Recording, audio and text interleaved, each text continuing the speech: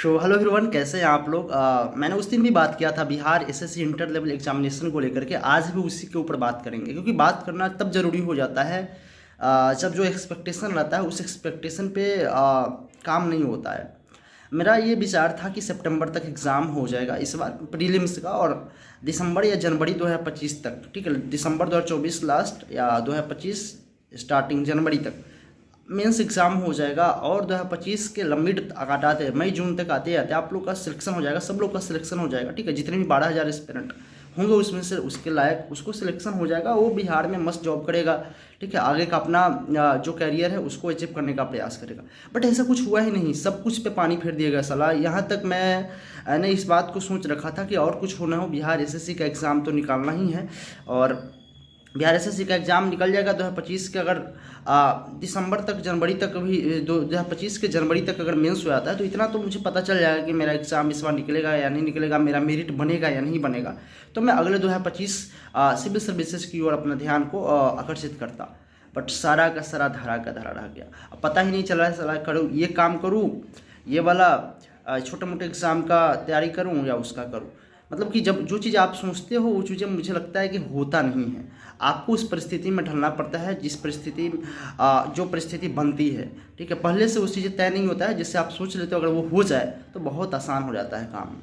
तो चलो कोई दिक्कत नहीं है। मैं इस बात को कहने के लिए आप लोगों को आया हूँ कि बिहार एसएससी का जो एग्ज़ाम है आपका, वो अब लास्ट अगर प्री भी होता है, कितना भी जल्दी होता है, कितना भी जल्दी होता है, अब कैलेंडर भी जारी कर देता है जुलाई का लास्ट या अगस्त में, तो आपका जो एग्ज़ाम है प्री का यानी कि टीयर 1 का, वो आपका नवंबर दिसंबर में ही पॉसिबल है। नवंबर दिसंबर में ही पॉसिबल है। और नवंबर दिसंबर में होने का मतलब यह है कि आपका मार्च अप्रैल मई भी हो सकता है, जा सकता है क्या टीयर 2 का एग्ज़ाम। मार्च अप्रैल मई जाने का मतलब यह है कि 2025 में अगर मिड में ये एमएलए का इलेक्शन होता है, ठीक है, तो समझ जाना कि ये एग्ज़ाम मेंस का जो एग्ज़ाम प्री तो हो गया रहेगा, मेंस का एग्ज़ाम अटक करके चला जाएगा 2025 के लास्ट में।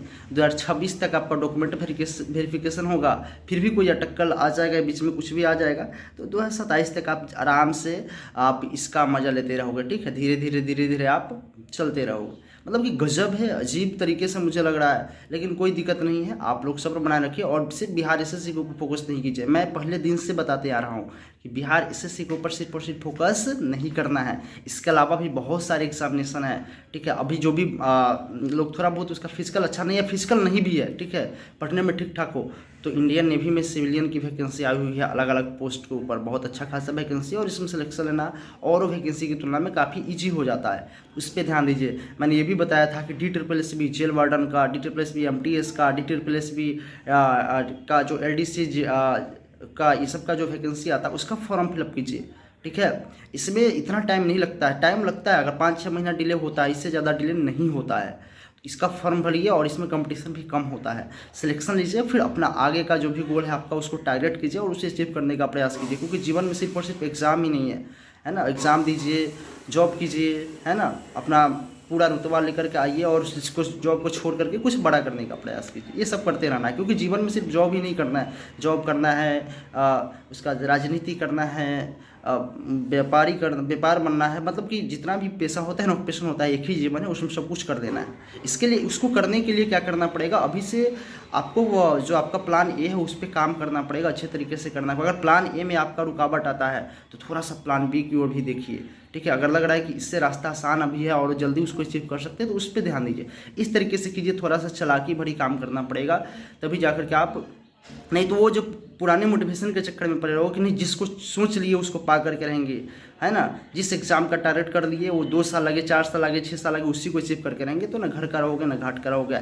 ऐसा रेयर केस में ही अब होता है कि जिसका आप टारगेट कर रहे हो, जिस चीज़ को लेकर के आप चल रहे हो वो आपका होगा, ठीक है। तो मेरा यही आप मानना है कि आपको जहाँ पे लग रहा है कि आप वहाँ उस चीज़ को अचीव कर सकते हो और जल्दी कर सकते हो, ठीक है, तो उसको करो। Plan A B C D सब बना करके रखो। अभी के समय में इतना ज़्यादा कंपटीशन है, ठीक है, इतना इस तरीके का जो सीन देखने को मिल रहा है ना, तो plan A B C D E F G सब बना करके रखना चाहिए, ठीक है। कब न जाने क्या हो जाएगा, कैसी परिस्थिति आ जाएगी कोई नहीं जानता है, ठीक है।